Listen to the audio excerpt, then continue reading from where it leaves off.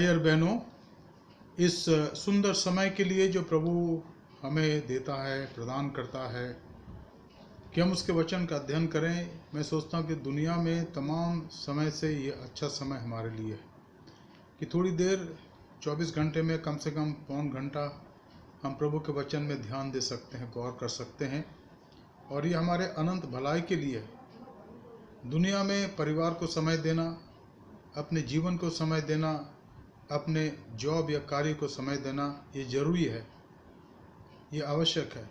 लेकिन परमेश्वर को समय देना ये जीवन में सबसे ज़्यादा आवश्यक या अति आवश्यक है। Dear friends, we want to praise the Lord for giving us this precious time where we are spending our time with the Lord in His fellowship, studying, meditating, thinking, and also researching our lives.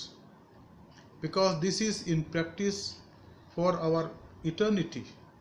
For our eternity. We are called to be the eternal beings. परमेश्वर ने हमें अनंतकालीनता के लिए बुलाया, हम अनंतकालीन प्राणी हैं। इस संसार में इस शरीर का एक दिन नाश हो जाएगा, जब इसे मिट्टी के अंदर दफना दिया जाएगा, जब इससे सांस निकल जाएगी। लेकिन हमारी आत्मा प्रभु के पास रहेगी, और उस आत्मा के पोषण के लिए, उस आत्मा को मजबूत करने के लिए, उस आत्मा को बलशाली बनाने के लिए ये बाइबल अध्ययन है। इसलिए हमें प्रभु का धन्यवाद करना है कि उसने मौका दिया है कि आज फिर से एक बार हम उसके वचन का अध्ययन कर सकते हैं। तैयारी के लिए आइए हम प्रार्थना करें, अपने मनों को तैयार करें, ताकि प्रभु आज हमसे बातचीत कर सके, क्योंकि आज हम बहुत ही महत्वपूर्ण विषय पर अध्ययन करना चाहते हैं, जिसका शीर्षक है आत्मिक हथियार। Let's pray. Heavenly Father, I want to thank you and praise you for giving us this precious time so that we can study your holy word, Lord, and may strengthen our faith and spiritual lives. Lord, you know, Lord, that without your word, without the enablement of the Holy Spirit, we cannot even take a step further in our spiritual walk with you, Lord. Therefore, your spontaneous, perpetual help and guidance is most required for us, for me, and for all of us, so that we may walk with you, we may continue to grow in our faith and able to exalt, magnify your holy name. प्रभु, धन्यवाद देते इस सुंदर समय के लिए। हमारे जीवनों को अपने हाथों में लें, आज के वचन के अध्ययन के लिए हमें तैयार करें। हमारे उद्धारकर्ता प्रभु यीशु मसीह के पवित्र नाम से मांगते हैं, आमीन। Dear friends, yesterday we were talking about the armor of God, परमेश्वर के हथियार, और मैंने इसके बारे में कुछ बातों पर आपके सामने विचार रखे थे, क्योंकि संत पौलुस कहता है कि हमें प्रभु की शक्ति में और उसके वचन के प्रभाव में बढ़ने की आवश्यकता है। प्रभु में, उसके ताकत में और उसके प्रभाव में बढ़ने की आवश्यकता है। We need to be strengthened in the Lord, and in the power of the Lord Jesus.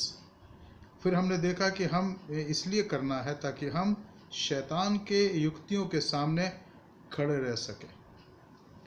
ये जो हमारा जीवन इस संसार का है, चाहे वो कितने भी समय का हो, कभी ये 10 साल का होता है, कभी 25 साल का, कभी 50 साल का, कभी 75 साल का, कभी 100 साल, कभी उससे ज़्यादा या कम, अगर हम प्रभु में हैं तो हमें मजबूत होने की आवश्यकता है।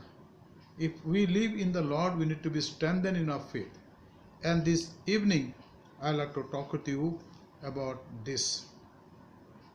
Now, also we saw yesterday, St. Paul says that our wrestling, our fight is not against any worldly thing that are seen, because everything that are seen in this world is temporal. जो कुछ संसार में बातें दिखती हैं वो क्षणभंगुर हैं, और उसकी जो मियाद है वो एक दायरे के अंदर है, और वो दायरा जब हमारे जीवन का समाप्त हो जाएगा, हम इस दायरे से निकाल दिए जाएंगे, निकल जाएंगे। जब हमारी आत्मा निकल जाएगी तो वो चीज़ हमारे लिए गौन हो जाएगा या भूतकाल हो जाएगा। तभी तो कहते हैं कि वो इस दुनिया से चले गए, ही हैज़ पास्ड और she has passed away. What is that meaning? The meaning of that we are now liberated from this bodily bondage. Our spirit has been taken away from this body, and the body will decay in the dust. But one day when he will come again, we'll be caught up in the air, and then we'll see him face to face, and we'll be with him forever, ever and ever. ये हमारे जीवन की वास्तविकता है मित्रों, इसको हमें जानने और विश्वास करने और समझने की आवश्यकता है। अब यहाँ पर पौलुस कहते हैं, जिस पर आज हम ध्यान देंगे, कि हमें अपने जीवन में हथियारों से लैस होने की आवश्यकता है। पर इससे पहले कि हम इसका अध्ययन करें, कुछ बातों को मैं पढ़ना चाहूँगा आपके लिए वचन में से, तक हम देखें कि हमें सचमुच में क्या करने की आवश्यकता है, क्या करने की आवश्यकता है। कुलुस्सियों के 3 अध्याय के 16 पद को देखिए, 16-17 पद को देखिए, क्या लिखा है। कोलोसियंस चैप्टर 3 वर्सेस 16 and 17 में लिखा है, let the word of Christ dwell in you richly, teaching and admonishing one another in all wisdom, singing psalms and hymns and spiritual songs with thankfulness in your hearts to God. And whatever you do in the word or deed, do everything in the name of the Lord Jesus, giving thanks to God the Father through him. अब यहाँ पर लिखा है, हम सब के लिए हिदायत है, हम सब के लिए उल्हाना है। क्या है? मसीह के वचन को अपने हृदय में अधिकाय से बसने दो। हम अपने आप को धनी कब मानते हैं मित्रों? When we consider ourselves rich. Worldly speaking, it is by the accumulation of knowledge, by our fame, and then also by our bank balance or our property or land, anything. And then also our stage or type of work that we do. We say that we are rich. But from the sight of God, these are all temporal, and these are not the parameters according to which God deal with us. Our richness is the richness of our faith. वचन के आधार पर जो हमारे जीवन का जो वास्तविक धनी होना है, वो वचन के ऊपर हमारा विश्वास और हमारे विश्वास की बढ़ोतरी है। तभी तो लिखा है ना कि परमेश्वर के पास आने वालों को विश्वास करना चाहिए कि वो है। हमारे विश्वास की मजबूती का जो आधार है, वो परमेश्वर के सामने हमारे जीवन के धनी होने का पैरामीटर है। अगर हम वचन में कमजोर हैं, if I am weak in the word of God and I don't understand the word of God, don't read the word of God, don't memorize the word of God, that I am suffering from the disease called spiritual poverty. अगर मेरे जीवन के अंदर ईश्वर के वचन की भरपूरी नहीं है, तो हम अपने जीवन के अंदर, आत्मिक जीवन के अंदर उस बीमारी से ग्रसित हैं। शायद आप पहली बार सुन रहे हैं, आपने सोचा नहीं, लेकिन ये है the disease call poverty of the lack of word of God. ये क्या है? परमेश्वर के वचन की कमी की वजह से हमारे अंदर आत्मिक गरीबी है। और ये गरीबी हमारे जीवन की वास्तविक गरीबी है, वास्तविक गरीबी है। आप कहेंगे भाई साहब ने कौन सा नई बात बोलना शुरू कर दी यहाँ पर, हम तो जानते नहीं थे, लेकिन ये सच्चाई है। क्योंकि ये धन दौलत जिसको हम कमाने के लिए दिन रात एक कर देते हैं, परिश्रम करते हैं, मेहनत करते हैं, चाहे ज्ञान को प्राप्त करने के लिए करते हैं, वो क्षणिक है। वचन में ही लिखा है ना, 1 कुरिन्थी 13 अध्याय के आखिरी पदों में, कि अब क्या क्या स्थायी है, पर उससे पहले लिखा है ज्ञान हो तो मिट जाएगा, लेकिन स्थायी क्या है? विश्वास, आशा, प्रेम, ये तीनों बने रहेंगे, पर सबसे बड़ा है प्रेम, क्योंकि प्रेम से वशीभूत होकर के परमेश्वर इस संसार में आ गया। इसलिए हमें धनी होने की आवश्यकता है, हमें चिंतित होने की आवश्यकता है कि हम धनी है कि नहीं, किस बात में? अपने विश्वास में। और विश्वास कैसे आता है? मसीह के वचन को सुनने और पढ़ने से। तो लिखा है, मसीह के वचन को अपने हृदय में अधिकाय से बसने दो और सिद्ध ज्ञान सहित एक दूसरे को सिखाओ और चेताओ। सिद्ध ज्ञान सहित। अब मैं नहीं क्लेम करता कि मेरा जो ज्ञान है वचन का सिद्ध है, मुझे बहुत कुछ जानने की आवश्यकता है। मुझे आज उम्र के हिसाब से 63 साल हो रहे हैं इस संसार के जीवन में। अब पिछले 40 साल से मैं सेवकाई में हूँ, या उससे पहले, उसके पहले 4-5 साल तक मेरा एब्राहम क्रूसेड में रहा। फिर बाइबल कॉलेज चला गया साउथ इंडिया पढ़ने के लिए। तो मेरी जो आत्मिक जर्नी है उसकी शुरुआत हुई थी 3 अक्टूबर 1974 शाम 7:30 बजे से।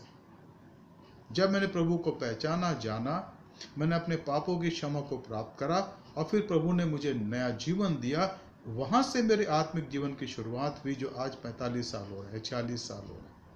उसके पहले मैं मसीह परिवार में था, सब कुछ था, लेकिन तब मैंने प्रभु को पाया। इसलिए मुझे प्रभु के वचन के अंदर बढ़ने की आवश्यकता है। पौलुस यही कहता है, पर पौलुस से the same things and Paul says, he says, let the word of Christ dwell in you richly, teaching and admonishing one another in all wisdom. हम तब तक दूसरों को सिखा नहीं सकते हैं जब तक कि हम इसको नहीं पढ़ते। पिछले कई सालों से मैं बाइबल स्टडी लेता हूँ, चर्च में प्रचार करता हूँ। अब कुछ लोग कहते हैं साहब कि इनके अंदर ये कमी है, वो कमी है। मैं कहता हूँ किसके अंदर कमी नहीं है? क्या आपकी भाषा 100% एक्यूरेट है? क्या आप 100% एक्यूरेट भाषा बोलते हैं? वो तो घमंड की बात है ना कि भाई हमारी भाषा बहुत ही पॉलिश्ड है, उनकी नहीं है। ये घमंड है। माँ के पेट से कोई सीख कर नहीं आता है, हम यहाँ सीखते हैं। किसी को अधिक अवसर मिलते हैं अच्छी जगह पर पढ़ने का, किसी को नहीं मिला।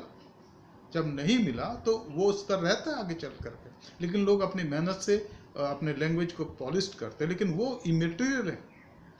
इम्पोर्टेंट क्या है कि जो कुछ आप सुनाना चाहते हैं, क्या लोगों के अंदर वो कन्वे होता है, लोग समझ पा रहे हैं। और इन दिलों में पिछले 5 महीनों से जो हम प्रयत्न कर रहे हैं ये लिंक के द्वारा बाइबल स्टडी की, इसका उद्देश्य ये है कि आपको और मुझे, हम एक दूसरे को सिखाएं और उल्हाना दे, चिताएं या सिखाएं। क्योंकि ये जो सेवा प्रभु ने दी वचन की, मेरे हाथ में उसने जो बाइबल दे दिया, ये इसका लेखा प्रभु मुझे एक दिन प्रभु मुझे देगा। और इसलिए तब तक मुझे सिखाने की आवश्यकता है, लेकिन उसके पहले मुझे खुद सीखने की आवश्यकता है, उसको अपने हृदय के अंदर रखने की आवश्यकता है। तो यहाँ लिखा है कि मसीह के वचन को अपने हृदय में अधिकाय से बसने दो और सिद्ध ज्ञान सहित एक दूसरे को सिखाओ और चिताओ, और अपने अपने मन में अनुग्रह के साथ परमेश्वर के लिए भजन और स्तुतिगान आत्मिक गीत गाया करो। क्यों? वचन में या काम में जो कुछ भी करो, सब प्रभु यीशु मसीह के नाम से करो और उसके द्वारा परमेश्वर पिता का धन्यवाद करो। ये हमारे जीवन का उद्देश्य होना चाहिए। What is the objective, what should be the objective of a Christian? And whatsoever you do in the word or deed, do everything in the name of the Lord Jesus, giving thanks to God the Father through him. May his name be glorified, exalted and magnified in and through my life and my faith. That is the objective of mine. And therefore I say very clearly that anywhere I go as a pastor or any ministry that has been entrusted to me, I don't consider that human being has given to me. Through them, God gives. God gives. God gives. Even here also we have come sent by the Lord. We have not come here by ourselves. Nowhere you will find that they wanted to come here so they were sent here. No. This is not the way. And I tell you very, very clearly, any servant of God, if he or she is called by the Lord, God will open door for them. And we are no one to stop or close the door. No one. Just as you cannot breathe by yourself, he has given you all the parts so that you can breathe. Therefore, the same thing here. We are in the spiritual sustenance time. We are survived by the grace of God. And our each breath is numbered, our days of Christian faith is numbered, and our days in this world is numbered by the Lord. He knows everything. We cannot run away from his presence. We are with him, in front of him. All our days are under his care. He takes care of us. Therefore, the objective of my life is what to do, and whatsoever you do in word or deed, do everything in the name of the Lord Jesus, giving thanks to God the Father through him. And I am thankful always. मैं हर बात के लिए प्रभु को धन्यवाद देता कि उसने मुझे जीवित रखा, इस उम्र के अंदर भी स्वस्थ रखा, हर प्रकार से संभालता है और सेवा के लिए तत्पर रखा है। और ऐसे मेरे समान हजारों प्रभु के सेवक हैं जो ऐसा करते हैं, प्रभु उन्हें आशीष दे। तो ये हमें जानने और देखने की आवश्यकता है कि हम जब प्रभु के सेवा के अंदर हैं, हमारे जीवन के अंदर क्या वास्तविकता। फिर एक और पद मैं बताना चाहूँगा आपको, इब्रानियों उसका 4वां अध्याय निकालिए। इब्रानियों 4 अध्याय उसके 12 पद को देखिए क्या लिखा है, 12 और 13। Hebrews chapter 4 verses 12 and 13. And for the word of God is living and active, sharper than any two-edged sword, piercing to the division of soul and spirit, of joints and of marrow, and discerning the thoughts and intentions of the heart. And no creature is hidden from his sight, but all are naked and exposed to the eyes of him to whom we must give account. यह लिखा है, क्योंकि परमेश्वर का वचन जिसको हमें पढ़ने हैं, जिस पर हमारा जो विश्वास उस पर मजबूत होने की, ये वचन क्या है लिखा, परमेश्वर का वचन जीवित, प्रबल और हर एक दोधारी तलवार से भी बहुत चोखा है। हाँ, इस पर हम ध्यान दें। और प्राण और आत्मा को और गांठ गांठ और गुदे गुदे को अलग करके और आर पार छेदता है और मन की भावनाओं और विचारों को जांचता है।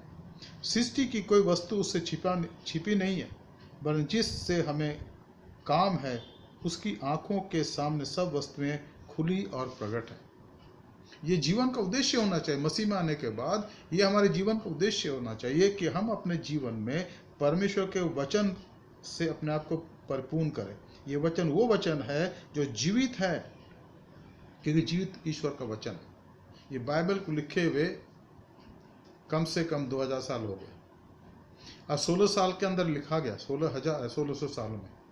इसकी शुरुआत हुई थी मूसा के द्वारा।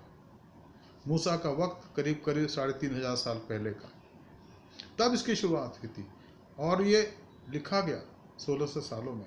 इसके लेखक लगभग 40 हैं और उनमें से भी कुछ किसान थे, कुछ मजदूर थे, कुछ राजा थे, कुछ शास्त्री थे, कुछ अगवे थे, ये कुछ नबी थे, कुछ प्रचारक थे, कुछ मछुए थे। लेकिन इसका जो अंदरूनी जो एकमात्र व्यक्ति हो प्रभु यीशु मसीह।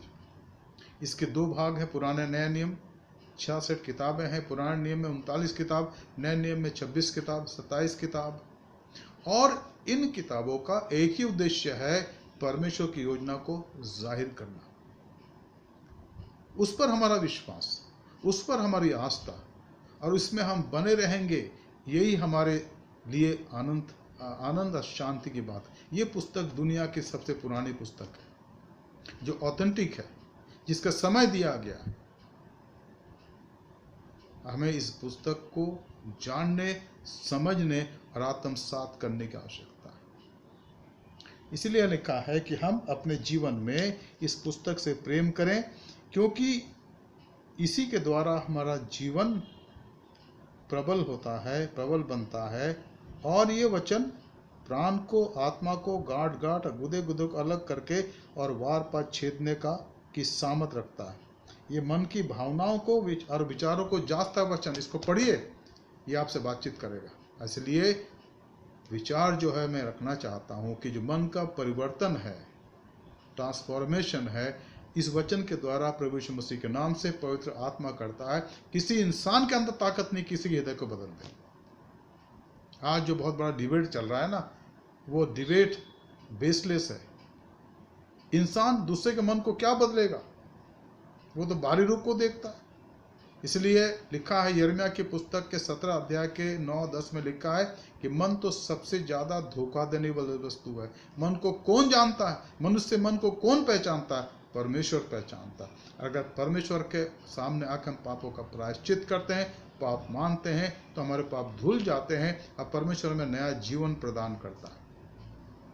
और इसलिए हम उसकी महिमा, उसकी स्तुति करते। इस वचन के अनुसार हमें बढ़ने और आगे चलने की आवश्यकता है। ये वचन जो है हमें परमेश्वर की संगति में रखता है और वचन की सामर्थ्य में हम आगे बढ़ते जाते हैं। एक और पद जो मैं चाहूँगा आप मेरे साथ निकाल लें इसी के संदर्भ में, वह है 1 कुरिन्थी 16 अध्याय 13 पद।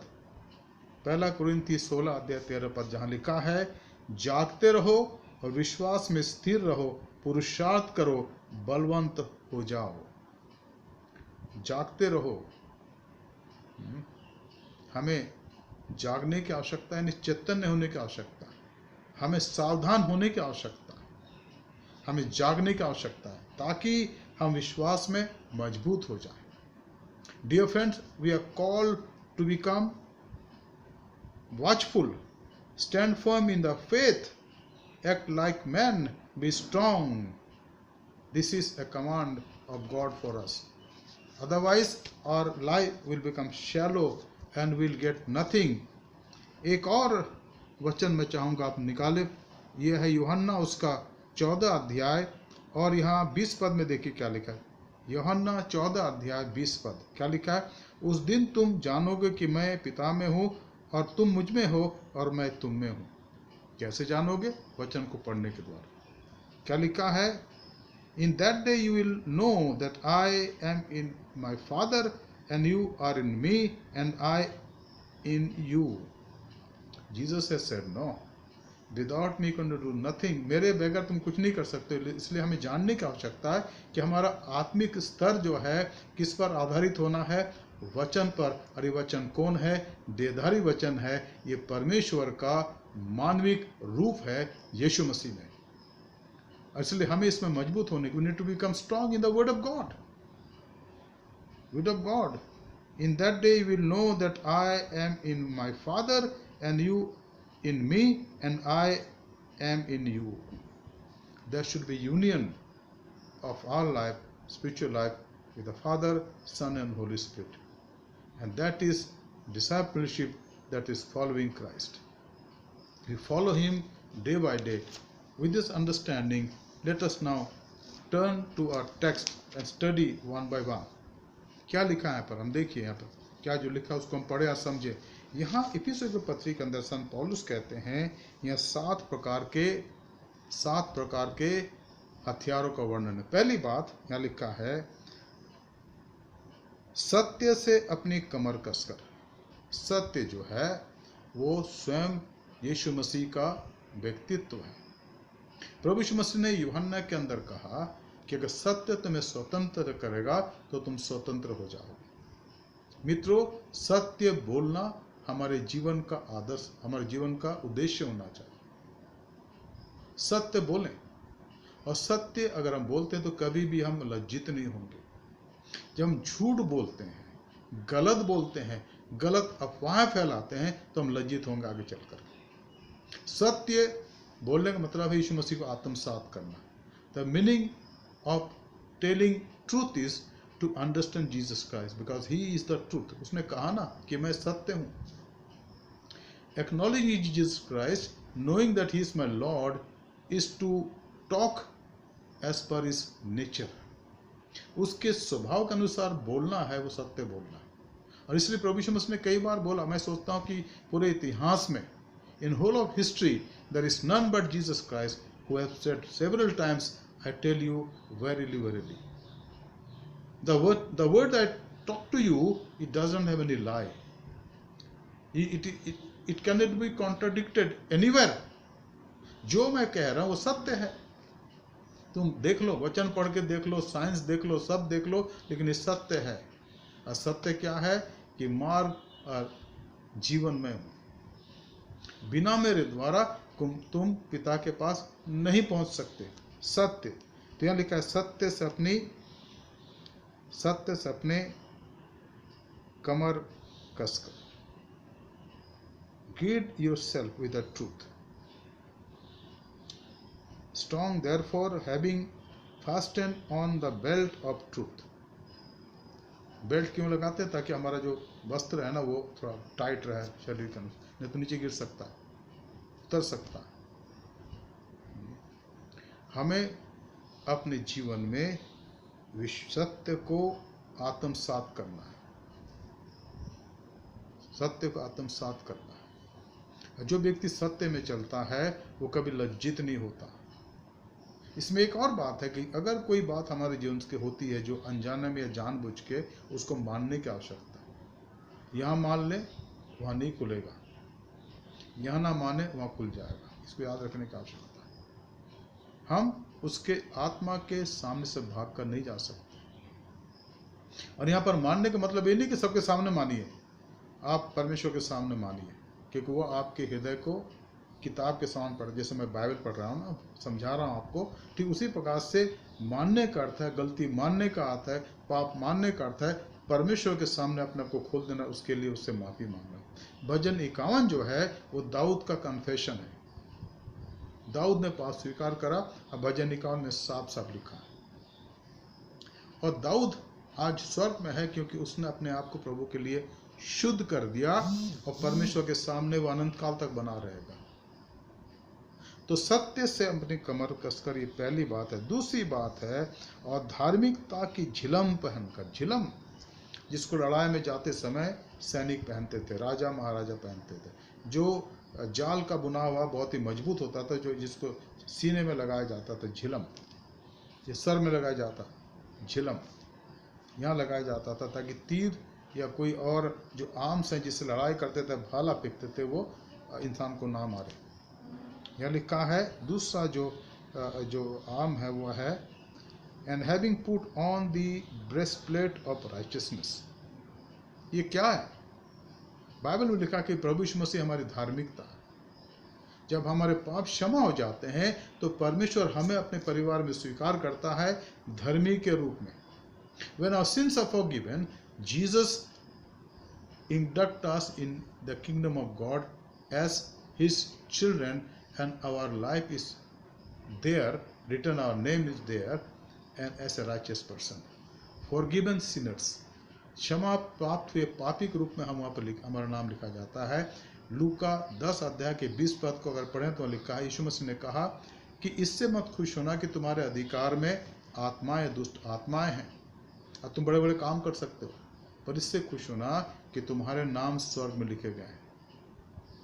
While walking in this world, we become the citizen of heaven, and that is the great miracle of grace that takes place in our life.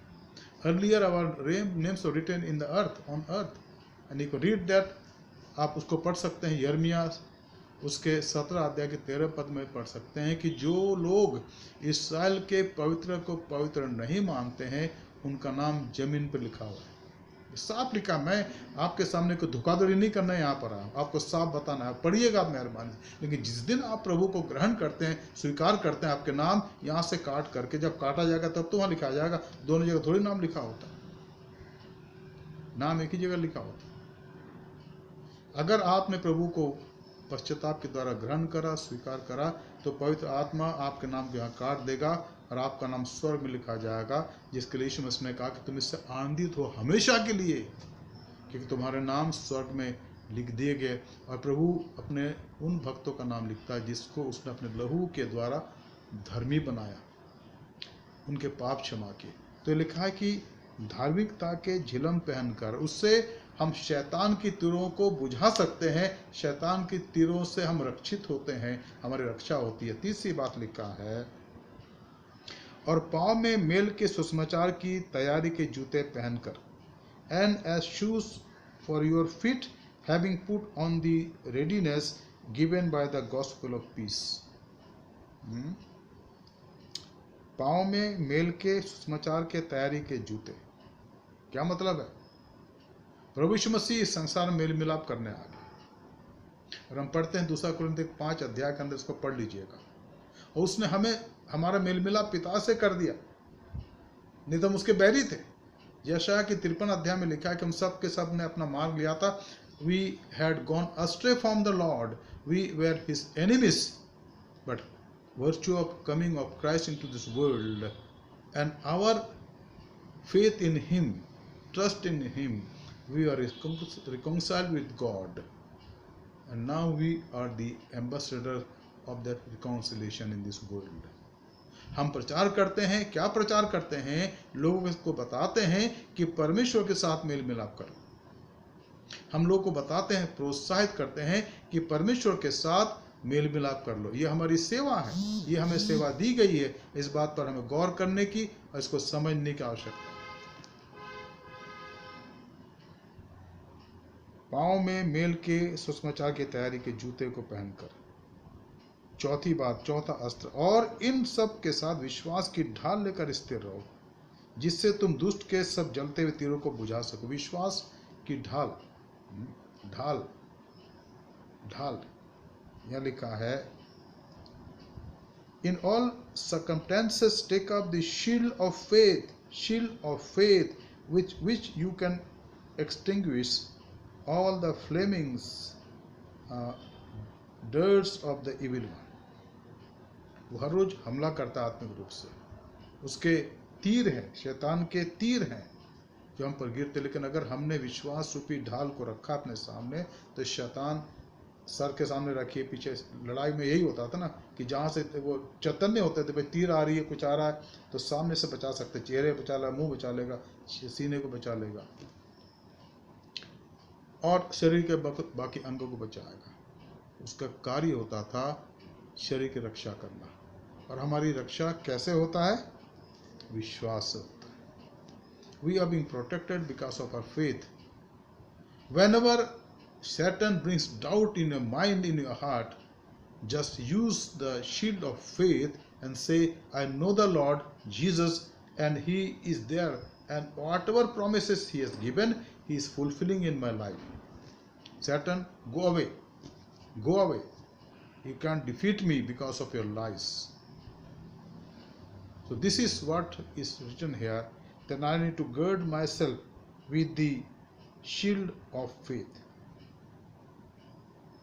मैं सोचता हूँ कि इस बात को हमें बहुत ही अच्छी तरह से अपने हृदय के अंदर आत्मसात करना। विश्वास हमारा इतना मजबूत हो कि जब परेशानी हो, कठिनाई हो, और इसलिए अय्यूब ने कहा 19:25 को पढ़ लीजिएगा, 19:25, कि I know that is his faith that my redeemer liveth, मेरा छुड़ाने वाला जीवित है और अंत में पृथ्वी पर खड़ा होगा। I know. When his friends, 3 friends, they ridiculed him, and wife ridiculed him, and everybody had gone away. They have turned their face away from Job. He alone, he was there, and he was having some skin problem. He was dying. Never written in the Bible that he was told earlier that this is temptation for you. He knew that I'm going to die. Even though he said, even though I die, I'll see my Lord with my eyes because he'll raise me up. वो मुझे जिला कर खड़ा करेगा. Dear friends, today if you are sick, you are in trouble, you are in real crisis, have faith in God. Our prayer is that you will be healed. And if not, God will raise you up, give you new life. ये सबके लिए बराबर।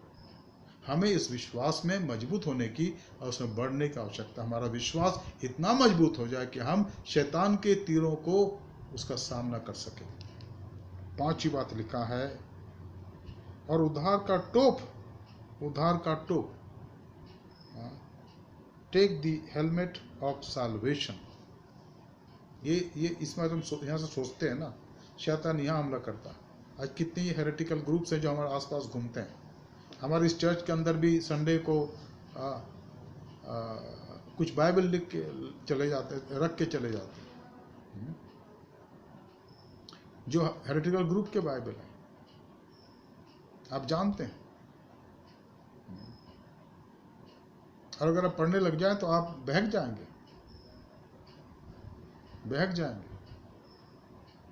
कुछ लोग आके खड़े रहते बाहर कि आपसे बात करने लगते हैं। क्या हम उस प्रकार से उनके लिए एक्सपोज करें अपने आप को और ध्यान ना रखें? हमें ध्यान रखने की आवश्यकता है। मॉर्मन लोग आके, जो मॉर्मन्स लोग हैं, वो बाइबल रख के चले जाते हैं। हमें ध्यान रखने की आवश्यकता है, क्योंकि प्रभु हमें संभालता है। हमारे अंदर हमें, अगर उसने हमारा उद्धार करा है तो उद्धार जो हमारे लिए टोक का काम करेगा, हमारे मस्तिष्क को बचाएगा। और हेलमेट हम मस्तिष्क को बचाने के लिए, क्योंकि अगर ये ठीक है तो शरीर अगर हड्डी टूट गई, पैर टूट गया, कुछ हो गया तो ठीक हो सकता है, लेकिन अगर इसमें चोट आ गई और इलाज नहीं हुआ तो या तो हम जीते जी खत्म हो जाएंगे या जीवन समाप्त हो जाएगा। तो इसकी रक्षा आवश्यक है। और आत्मिक रूप से हमें प्रभु के सामने अपने मस्तिष्क की रक्षा करना है ताकि हमारा विश्वास मजबूत रहे। और आगे लिखा है, और आत्मा की तलवार। 6वीं बात, आत्मा की तलवार।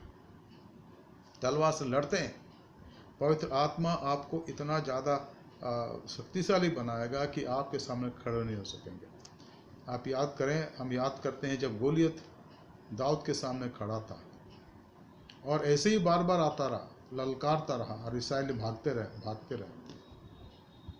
लेकिन एक वक्त जब दाऊद आ गया तो उसने क्या कहा गोलियत से कि तू मेरे सामने भाला तलवार सांगली आता कि मेरा खात्मा कर दे, लेकिन मैं तेरे सामने यह परमेश्वर के नाम से आता हूँ। उसके हाथ में क्या था? गोफन और 5 पत्थर। और उसने कहा कि आज मैं तेरे सर को तेरे धड़ से अलग करूंगा और तेरे मांस को मैं आकाश के पक्षियों को खिलाऊंगा। ये उसकी सोच थी।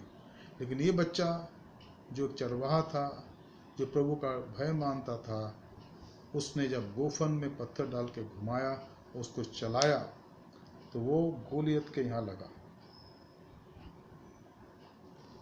गोलियत वहीं धराशायी हो गया। और जब वो मर गया तब इस्राएल लोग भाग कर आया। तब दाऊद लिखा है कि उसने उसी का तलवार लेकर उसके सर को काट करके शाऊल के पास पहुंचाया। परमेश्वर अपने लोगों को संभालता है। जरूरत है आत्मा की तलवार कर। आखिरी है हर समय, हर वक्त, हर प्रकार से आत्मा प्रार्थना है। ये प्रार्थना जो है अंतिम हथियार है। प्रार्थना मतलब क्या है? हम परमेश्वर से बात करने वाले बन जाते हैं। प्रभु हमसे बातचीत करता है। प्रार्थना यहाँ 2 मिनट की नहीं, 5 मिनट की नहीं, पर ये प्रार्थना जितने मिनट की भी हो, परमेश्वर के लिए, परमेश्वर के सामने हमारे लिए वो वक्त है जब हम उसके साथ बातचीत करते हैं। और ये प्रार्थना जो है, लिखा है, प्रार्थना और विनती करते रहो और इसी प्रकार जागते रहो कि सब पवित्र लोगों के लिए लगातार विनती क्या करो। इन दिनों में करीब 5 महीने हो गए हम लोग प्रार्थना, 150 दिन हो रहे हैं। और हमारा जो समय है रात को 10 से 11 बजे का चैन ऑफ प्रेयर में। और ऐसे भी आप में से बहुत से लोग प्रार्थना कर रहे हैं। प्रार्थना के मूल्य को हम नहीं समझ पाते मित्रों। इसके द्वारा सब कुछ संभव है। अगर आप प्रार्थना करना जानते हैं, प्रभु के सामने रुकना जानते हैं, तो प्रार्थना के द्वारा बड़े बड़े कार्य होते हैं। और हमारे लिए आज भी एक व्यक्ति प्रार्थना कर रहा है। इब्रानियों उसका 4था अध्याय देखिए क्या लिखा है पर 14 पद से, इब्रानियों 4:14 से। इसलिए जब हमारा ऐसा बड़ा महायाजक यानी यीशु मसीह है, जो स्वर्गों में से होकर गया है, अर्थात परमेश्वर का पुत्र यीशु, तो आओ हम अपना अंगीकार को दृढ़ता से थामे रहें। क्योंकि हमारा ऐसा महायाजक नहीं जो हमारी निर्बलताओं में हमारे साथ दुखी ना हो सके, परंतु वो सब बातों में हमारे समान परखा तो गया, तो भी निष्पाप निकला। इसलिए आओ हम अनुग्रह के सिंहासन के सामने निकट याव बांध कर चलें कि हम पर दया हो और वो अनुग्रह पाएं जो आवश्यकता के समय हमारी सहायता करे। और हमारी आवश्यकता प्रार्थना में होती है। हम प्रार्थना करते हैं, प्रभु अनुग्रह प्रदान करें। उससे प्रार्थना से प्रभु चंगाई प्रदान करता है। प्रार्थना के द्वारा प्रभु हमारी समस्याओं को सुलझाता है। और प्रार्थना के द्वारा हमारे जीवन में वो हम हर प्रकार से अपने आप को प्रकट करता है। प्रार्थना की आवश्यकता, क्या हम ऐसा करते हैं मित्रों? ये प्रभु का वचन है। मैं चाहूँगा कि हम इन बातों को देखें और समझें। आज हमने प्रभु के इन 7 हथियारों को देखा। Today we could see the 7 arms of God for our spiritual life. And dear friend, I have explain to you in very simple way. I have not use any theoretical और any complicated words, but I have used very simple, because the great secrets of life is the simplest thing, so that it may affect our lives and we can grow in the Lord day by day. Let's pray. आइए हम प्रार्थना करें। प्रभु आपका धन्यवाद करते हैं आज के वचन के लिए प्रभु, जो हमने सुना और सीखा। प्रभु हम चाहते कि इसमें बढ़ते चले जाएं ताकि हमारे जीवन आपको पसंद आए और हम आपकी सेवा कर सकें। जो वचन का बीज आज बोया गया प्रभु जी आत्मिक हथियारों के रूप में, हम चाहते प्रभु कि वचन हमारे हृदय के अंदर जड़ पकड़े प्रभु, फलवंतित हो, इसमें 100 गुना 60 गुना और 30 गुना फल उत्पन्न हो सके। हमारा उद्धारकर्ता प्रभु यीशु मसीह के पवित्र नाम से मांगते हैं, आमीन। Dear friend, there are some announcement. I have been always talking that this Bible study will continue and time is 7:30, but sometime because of technical reason or some other reason it get delayed, so please don't be disheartened. You can still listen. The link is provided, and you can listen for its time is about almost 45 minutes or 50 minutes, and I hope that we are doing the same. Also share this Bible study with others. Also share this link with your friends. Let them listen, ताकि वो भी आशीष प्राप्त कर सकें. हमारे church का office हर रोज खुलता है, मंडे टू सैटरडे. समय है 8:30 से 10:30 से शाम को 5:30 बजे तक. आप पास्टर से मिलने आ सकते हैं और अपने चर्च फंड या ऑफरिंग जमा करने के लिए आ सकते हैं. साथ ही साथ हम प्रार्थना करते रहे अपने कलीसिया के अगुओं के लिए, हमारे बिशप साहब के लिए, उनकी पत्नी के लिए, हमारे दिल्ली रीजनल कॉन्फ्रेंस के एग्जीक्यूटिव सेक्रेटरी रेवरेंड सुजीत दास, ट्रेजरर साहब रेवरेंड वरिंदर कुमार, हमारे लेटी के हमारे ले एक्टिविटी के चेयरमैन मिस्टर अनिल नथानियल, और तमाम हमारे एमवाइफ के बच्चों के लिए, हमारे WCS की बहनों के लिए प्रार्थना करें, हमारे जवानों के लिए प्रार्थना करें, और एमवाइफ के बच्चों के लिए प्रार्थना करें, संडे स्कूल के बच्चों के लिए प्रार्थना करें कि प्रभु का हाथ हमें से हर एक पर बना रहे. हम प्रार्थना करें अपने देश के अगुओं के लिए, हमारे राष्ट्रपति, हमारे प्रधानमंत्री, हमारे राज्यपालगण, हमारे मुख्यमंत्री, हमारे MPs, हमारे MLS, हमारी पुलिस, हमारी सेना के लिए प्रभु अनुग्रह करें ताकि हम बढ़ते चले जाएं. आज के इस बाइबल अध्ययन को समाप्त करें. आइए हम प्रार्थना करें. धन्यवाद, स्तुति और महिमा के योग्य पिता परमेश्वर, आज के बाइबल अध्ययन के लिए आपका धन्यवाद करते चाहते प्रभु कि हमने जो कुछ सीखा उसमें बढ़ते चले जाएं, हमारे जीवनों को अपने हाथों में लें और बहुतायत से इस्तेमाल करें. हमारे उद्धारकर्ता प्रभु यीशु मसीह के पवित्र नाम से मांगते हैं, जिसने दुआ हमें सिखलाई है. आए हमारे बाप, तू जो आसमान पर है, तेरा नाम पाक माना जाए, तेरी बादशाहत आवे, तेरी मर्जी जिस आसमान में पूरी होती है ज़मीन पर भी हो. हमारे रोज़ की रोटी आज हम बख्श दे, और जैसे हम अपने कसूरवारों को माफ़ करते हैं, तो भी हमारे कसूरों को माफ़ कर. हमें आजमाइश में ना ला, बल्कि बुराई से बचा, क्योंकि बादशाहत, कुदरत और जलाल हमेशा तेरी है. आमीन. अब हमारे खुदा यीशु मसीह का फजल, खुदा बाप की मोहब्बत, रूह कुदस की इफ़ाक़त और शराकत हमें सर के साथ इस समय और हमेशा तक होती रहे. आमीन. Jesus is Lord. प्रभु आपको संभाल आशीष दें और आपके जीवन को बहुत आयत से इस्तेमाल करें. May God bless all of you. Good night. शुभ रात्रि. Take care. Thank you.